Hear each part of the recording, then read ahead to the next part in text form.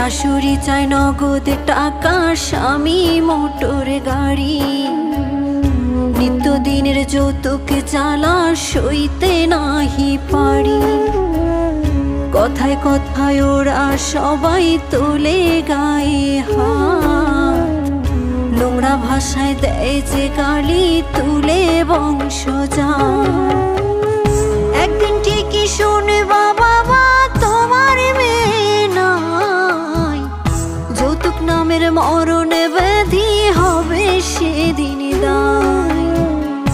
একদিন ঠিকই শুনবা বাবা তোমার মেয়ে নাই, যৌতুক নামের মরণে